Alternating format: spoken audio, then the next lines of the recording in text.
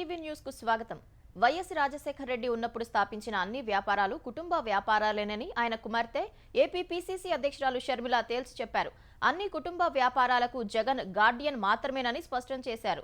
నలుగురు మనవలకు సమానంగా పంచిపెట్టాలన్నది జగన్ బాధ్యతని వివరించారు. ఆ విషయంలో జగన్ పూర్తిగా విఫలమయ్యారంటూ షర్మిల వైఎస్ఆర్ అభిమానులకు 3 పేజీల బహిరంగ లేఖ రాశారు. వాస్తవాలను వైఎస్ఆర్ అభిమానులకు చెప్పాలనే ఈ లేఖ రాస్తున్నట్లు వివరించారు. కుటుంబ ఆస్తుల వివాదంపై తన సోదరుడు జగన్ ఎన్సీఎల్టీలో పిటిషన్ వేసిన వేళ వైఎస్ కుమార్తె ఏపీ పీసీసీ అధ్యక్షురాలు షర్మిల వైఎస్ఆర్ అభిమానులకు 3 పేజీల బహిరంగ లేఖ రాశారు. వైఎస్ ఎప్పుడూ తనను ఆడపిల్ల అని తక్కువ చేసి చూడలేదని లేఖలో తెలిపిన షర్మిల సమాన వాటా ఉండాలని ఎప్పుడూ అనేవారని గుర్తు చేశారు. వైఎస్ ఉన్నప్పుడు స్థాపించిన వ్యాపారాలు జగన్ సొంతం కాదన్న షర్మిల వైఎస్ఆర్ ఉద్దేశమేంటో కుటుంబ సభ్యులకు సన్నిహితులందరికీ తెలుసన్నారు. వైఎస్ బతికి ఉన్నంత వరకు ఏ ఒక్క ఆస్తి పంపకం జరగలేదన్న ఆమె ఆయన మరణించిన తర్వాత కూడా ఆస్తి పంపకాలు జరగలేదని తెలిపారు. ఇప్పటి వరకు న్యాయంగా తనకు రావాల్సిన ఒక్క ఆస్తి కూడా తన చేతుల్లో లేదన్న షర్మిల జగన్ ఆస్తుల్లో తాను వాటా అడుగుతున్నాననే మాట పూర్తి అబద్ధమని చెప్పారు. వ్యక్తిగతంగా ఆస్తులపై మోజు లేదన్న ఆమె తోడబుట్టిన వాడి కోసం తన బిడ్డలను సైతం పక్కన పెట్టి జగన్ పార్టీని ఏ స్వార్థం లేకుండా తన భుజాలపై మోశారని పేర్కొన్నారు. సీఎం కాగానే జగన్ గుర్తుపట్టలేనంతగా మారిపోయారన్న షర్మిల తనపై చిన్న చూపే కాకుండా విడిపోదామని ప్రతిపాదించారన్నారు. విడిపోవద్దని అమ్మ తాను చెప్పిన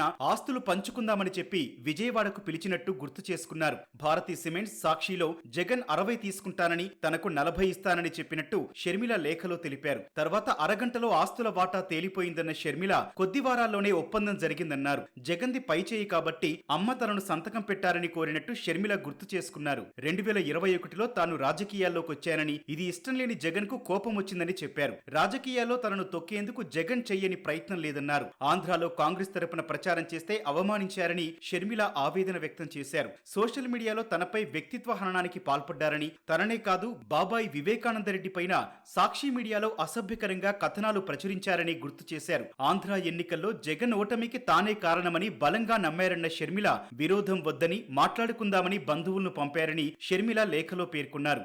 జగన్, భారతి, అవినాష్ కు వ్యతిరేకంగా తనను మాట్లాడొద్దని షరతు పెట్టారని షర్మిల తెలిపారు. బంధువులు ఎంత ఒత్తిడి చేసినా షరతులకు తాను ఒప్పుకోలేదని గుర్తు చేశారు. అదే కోపంతో మళ్లీ తనపైన తన తల్లిపైన నేషనల్ కంపెనీ లా ట్రైబ్యునల్ ఎన్సీఎల్టీలో కేసు వేశారని షర్మిల తెలిపారు. ఆంధ్రప్రదేశ్లో దాదాపు 1,55,00,000 గ్యాస్ కనెక్షన్లకు ఉచితంగా 3 గ్యాస్ సిలిండర్లు పంపిణీ చేస్తామని ఏపీ పౌర సరఫరాల శాఖ మంత్రి నాదెండ్ల మనోహర్ తెలిపారు. ఈ నెల 29 నుంచి బుకింగ్స్ ప్రారంభమవుతాయన్న ఆయన ఈ నెల 30న సీఎం చంద్రబాబు చేతుల మీదుగా తొలి సిలిండర్ ఇప్పిస్తామని వెల్లడించారు. గ్యాస్ సిలిండర్ డెలివరీ చేసిన 48 గంటల్లోపు ప్రజల ఖాతాల్లోకి నగదును జమ చేస్తామన్నారు. ఎవరికైనా ఉచిత గ్యాస్ సిలిండర్ పథకం అందకపోతే 1967 టోల్ ఫ్రీ నంబర్కు ఫోన్ చేసి ఫిర్యాదు చేయాలని మనోహర్ సూచించారు. ఆంధ్రప్రదేశ్లో కొత్త టూరిజం పాలసీని రూపొందిస్తున్నామని ఏపీ పర్యాటక శాఖ మంత్రి దుర్గేష్ తెలిపారు. వివిధ వర్గాల నుంచి తీసుకున్న సమాచారంతో కార్యాచరణ రూపొందిస్తున్నామని చెప్పారు. కూటమి ప్రభుత్వ హయాంలో ఏపీ పర్యాటక రంగానికి మళ్లీ పూర్వ వైభవం వస్తుందని ఆశాభావం వ్యక్తం చేశారు. నెల రోజుల్లోపు రుషికొండ ప్యాలెస్ వినియోగంపై నిర్ణయం తీసుకుంటామని దుర్గేష్ స్పష్టం చేశారు. వైసీపీ ప్రభుత్వం రుషికొండ ప్యాలెస్ ను ఏ ఉద్దేశంతో నిర్మించారో ఎవరికీ తెలియదన్న ఆయన అవినీతి సర్కార్ పరాకాష్ఠకు ఆ ప్యాలెస్ మ్యూజియంగా ఉంటుందని విమర్శించారు. మూసీ పునరుజ్జీవనానికి బీజేపీ వ్యతిరేకం కాదని, ఆ పేరుతో పేదల ఇళ్లను కూల్చివేస్తామంటే ఊరుకోబోమని బీజేపీ తెలంగాణ నాయకులు హెచ్చరించారు. పేదల ఇళ్లను కూల్చే దుర్మార్గపు ఆలోచనను సీఎం రేవంత్ రెడ్డి విరమించుకోవాలని సూచించారు. హైదరాబాద్లోని ఇందిరా పార్క్ ధర్నా చౌక్లో మూసీ పునరుజ్జీవనం, హైడ్రాకు వ్యతిరేకంగా చేపట్టిన ధర్నాలో బీజేపీ తెలంగాణ అధ్యక్షుడు కిషన్ రెడ్డి, కేంద్ర మంత్రి బండి సంజయ్, సీనియర్ నేత ఈటెల రాజేందర్, ఇతర సీనియర్ నాయకులు పాల్గొన్నారు. మూసీ పరివాహక ప్రాంతాల్లోని పేదల ఇళ్లలో ఉండేందుకు తాము సిద్ధంగా ఉన్నామని ధర్నాలో పాల్గొన్న నేతలు చెప్పారు. మూసీ పరివాహక ప్రాంతాల్లో ఉన్న అనేక దేవాలయాలను కూల్చే దమ్ము కాంగ్రెస్ ప్రభుత్వానికి ఉందా అని సవాల్ చేశారు. మూసీకి ఇరువైపులా రిటైనింగ్ వాల్ కట్టాలని సూచించారు. మూసీ మురికి కూపంగా మారడానికి కాంగ్రెస్ కారణం కాదా అని ప్రశ్నించారు. సోనియా గాంధీ అల్లుడికి కాంట్రాక్టు కోసమే మూసీ సుందరీకరణ చేయాలని చూస్తున్నారని బీజేపీ నేతలు ఆరోపించారు. పేదలు మధ్యతరగతి ప్రజలపై కాంగ్రెస్ ప్రభుత్వం మోపనున్న విద్యుత్ ఛార్జీల పెంపును వ్యతిరేకిస్తున్నామని బీఆర్ఎస్ కార్యనిర్వాహక అధ్యక్షుడు కేటీఆర్ అన్నారు. విద్యుత్ ఛార్జీల పెంపు ఆదాయ ఆవశ్యకతపై సిరిసిల్లలో తెలంగాణ విద్యుత్ నియంత్రణ మండలి నిర్వహించిన బహిరంగ విచారణకు హాజరైన కేటీఆర్ విద్యుత్ ఛార్జీలు 5 రెట్లు పెంచే ప్రతిపాదనను వ్యతిరేకిస్తున్నామని తెలిపారు. అన్ని రకాల పరిశ్రమలకు ఇచ్చే విద్యుత్ను ఒకే ఘాటున కట్టడం సరికాదన్నారు. ఛార్జీల పెంపుతో కుటీర పరిశ్రమలపై భారం పడుతుందని, ఉపాధి అవకాశాలు దెబ్బతింటాయన్నారు. బాధ్యత గల ఈఆర్సీ ప్రజలు రాష్ట్ర సంక్షేమాన్ని దృష్టిలో పెట్టుకుని నిర్ణయం తీసుకోవాలని, కరెంటు ఛార్జీలు పెంచాలి అనే ప్రభుత్వ ప్రతిపాదనను తిరస్కరించాలని కోరారు. దీపావళికి ముందే బాంబులు పేలుతాయన్న రెవెన్యూ శాఖ మంత్రి పొంగులేటి శ్రీనివాసరెడ్డి వ్యాఖ్యలపై ఈఆర్సీ విచారణ తర్వాత కేటీఆర్ విమర్శనాస్త్రాలు సంధించారు. మేడిగడ్డ, అన్నారం, సుందిళ్ల బ్యారేజీల్లో 2019 నుంచే సమస్యలు వచ్చాయని విశ్రాంత ఈఎన్సీ నల్లా వెంకటేశ్వర్లు తెలిపారు. వాటిపై నీటిపారుదల శాఖ ముఖ్య కార్యదర్శి, ఈఎన్సీ జనరల్ సమావేశాలు కూడా నిర్వహించారని వెల్లడించారు. కాళేశ్వరం కమిషన్ ముందు రెండో రోజు హాజరైన ఆయనను పలు అంశాలపై జస్టిస్ పీసీ ఘోష్ ప్రశ్నించారు. మొదట కట్టిన కాపర్ డ్యాం వరదలో మునిగిపోవడంతో ఎత్తు పెంచాల్సి వచ్చిందని, డిజైన్ల తయారీలో ఆలస్యం జరిగిందని వెంకటేశ్వర్లు తెలిపారు. డిజైన్ల ఖరారులో ఆలస్యం, అదనపు పన్నుల్లో మార్పుల వల్ల అంచనా వ్యయం పెరిగిందని కమిషన్కు వివరించారు. పన్నుల్లో మార్పులతో అంచనా వ్యయం అంత భారీగా పెరుగుతుందని వెంకటేశ్వర్లుపై జస్టిస్ ఘోష్ ఆగ్రహం వ్యక్తం చేశారు. ప్రాణహిత చేవెళ్ల కోసం 14,000 కోట్లకు పైగా పనులు చేశారని, అందులో 750 కోట్ల పనులు ఫలితం లేకుండా పోయాయని వెంకటేశ్వర్లు తెలిపారు. బ్యారేజ్లో సవరించిన అంచనా వ్యయాన్ని అప్పటి నీటిపారుదల శాఖ ముఖ్య కార్యదర్శి, ప్రత్యేక ప్రధాన కార్యదర్శి ఆమోదించారని చెప్పారు. స్థానిక అంశాలు, భూసేకరణ వల్లే బ్యారేజ్ల పనుల్లో ఆలస్యమైనట్లు తెలిపారు.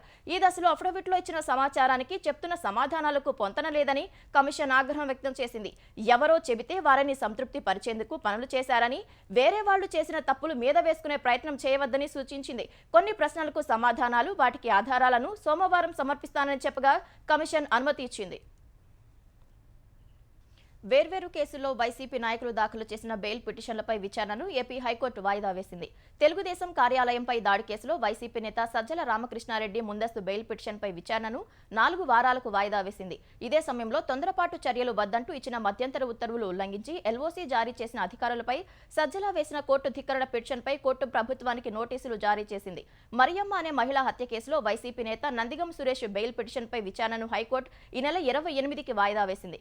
బెయిల్ షరతులు సడలించి విదేశాలకు వెళ్లేందుకు పాస్పోర్ట్ వెనక్కి ఇవ్వాలని కోరుతూ పిన్నెల్లి రామకృష్ణారెడ్డి వేసిన పిటిషన్పై కౌంటర్ దాఖలు చేసేందుకు పోలీసులు గడువు కోరగా కోర్టు విచారణను ఈ నెల 28కి వాయిదా వేసింది. ఈడీ కేసులో విశాఖ మాజీ ఎంపీ, వైసీపీ నేత ఎంవీవీ ముందస్తు బెయిల్ పిటిషన్పై విచారణను కోర్టు వచ్చే వారానికి వాయిదా వేసింది. కేంద్ర ప్రభుత్వ సహకారంతోనే రాజధాని అమరావతి అభివృద్ధి సాధ్యమని బీజేపీ ఏపీ అధ్యక్షురాలు పురంధేశ్వరి అన్నారు. అమరావతికి రైల్వే లైన్ కేటాయించడంపై విజయవాడలోని బీజేపీ కార్యాలయం వద్ద ఆ పార్టీ నేతలు సంబరాలు చేసుకున్నారు. రైల్వే లైన్ వేస్తే ఏపీ అభివృద్ధితో పాటు ఆర్థికాభివృద్ధి కూడా జరుగుతోందని పురంధేశ్వరి తెలిపారు. పర్యావరణానికి ఇబ్బంది లేకుండా ఈ రైల్వే లైన్ ప్రాజెక్టు ఉంటుందన్నారు. గత వైసీపీ ప్రభుత్వం సరైన భూమిని కేటాయించినందునే రైల్వే లైను ఏర్పాటులో ఆలస్యమైందని పురంధేశ్వరి స్పష్టం చేశారు. ఒకే రాష్ట్రం, ఒకే పోలీస్ విధానం అమలు చేయాలని డిమాండ్తో పోలీస్ కానిస్టేబుళ్ల భార్యలు చేపట్టిన సచివాలయ ముట్టడి అరెస్టులకు దారితీసింది.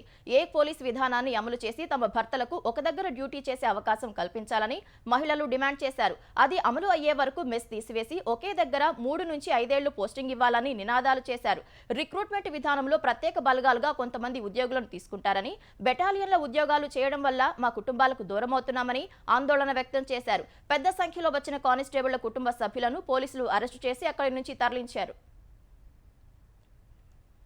అక్కినేని నాగేశ్వరరావు జాతీయ పురస్కారాల వేడుకలను ఈ ఏడాది ఘనంగా నిర్వహించనున్నట్లు నాగార్జున తెలిపారు. అన్నపూర్ణ స్టూడియోలో ఈ నెల 28న వేడుకలు నిర్వహించనున్నట్లు సామాజిక మాధ్యమం ఎక్స్లో నాగార్జున ప్రకటించారు. ఈ ఏడాది అక్కినేని శత జయంతి సంవత్సరమైనందున ఈ వేడుకలను బాలీవుడ్ బిగ్ బి అమితాబ్ బచ్చన్ ముఖ్య అతిథిగా హాజరవుతున్నట్లు నాగార్జున తెలిపారు. అమితాబ్ చేతుల మీదుగా మెగాస్టార్ చిరంజీవికి అక్కినేని జాతీయ పురస్కారాన్ని అందజేస్తామని తెలిపారు. ఈ మేరకు అన్నపూర్ణ స్టూడియోలో విశ్వంభర షూటింగ్లో ఉన్న చిరంజీవిని కలిసిన నాగార్జున అక్కినేని అవార్డుల ఆహ్వాన పత్రికను అందజేశారు. దానా తుపాను వల్ల ఒక్క ప్రాణం కూడా నష్టపోవద్దని చేపట్టిన జీరో క్యాజువాలిటీ మిషన్ విజయవంతమైందని ఒడిశా సీఎం మోహన్ చరణ్ మాఝీ తెలిపారు. తుపాను వల్ల ఒడిశాలో ఎవరికీ ప్రమాదం వాటిల్లలేదని చెప్పారు. తుపాను ప్రభావిత ప్రాంతాల నుంచి దాదాపు 6 లక్షల మందిని సకాలంలో తరలించడం వల్లే ఇది సాధ్యమైందన్నారు. ఈ ప్రక్రియలో పాల్గొన్న ఎన్డీఆర్ఎఫ్, ఓడీఆర్ఏఎఫ్, అగ్నిమాపక సిబ్బంది, ఒడిశా పోలీసులు, ప్రజాప్రతినిధులకు మాజీ కృతజ్ఞతలు తెలిపారు. గత అర్ధరాత్రి తీరాన్ని దాటిన తుపాను ప్రభావంతో ఒడిశాలో చాలా చోట్ల చెట్లు నేరకొరిగినట్లు చెప్పారు. కేంద్రపాల, బాలాసోర్, భద్రక్ జిల్లాల్లో విద్యుత్ స్తంభాలు విరిగిపడ్డాయని తెలిపారు. రోడ్లపై పడిన చెట్ల తొలగింపు సహా విద్యుత్ పునరుద్ధరణ పనులు వేగంగా సాగుతున్నట్లు వివరించారు. దానా తుపాను కారణంగా 4,431 మంది గర్భిణులను ముందు జాగ్రత్తగా ఆసుపత్రులకు తరలిస్తే 16,000 మంది పండంటి బిడ్డలకు జన్మనిచ్చినట్లు సీఎం చెప్పారు. తుపాను ధాటికి ఒడిశాలోని కోస్తా జిల్లాల్లో జోరు వర్షాలు కురుస్తున్నాయి. ఒడిశా, పశ్చిమ బెంగాల్లో కూడా తుపాను ప్రభావం కనిపిస్తుండగా లోతట్టు ప్రాంతాల్లోని ప్రజలను ఖాళీ చేయించారు.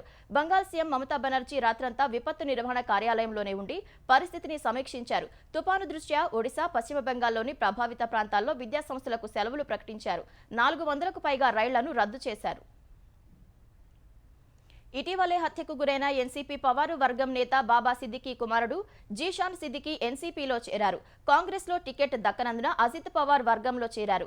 బాంద్రా ఈస్ట్ నుంచి జీషాన్ను బరిలో దింపుతున్నట్లు ఎన్సీపీ అజిత్ పవార్ పార్టీ వెల్లడించింది. గతంలో జీషాన్ కాంగ్రెస్ టికెట్పై వంద్రే ఈస్ట్ నుంచి ఎమ్మెల్యేగా గెలిచారు.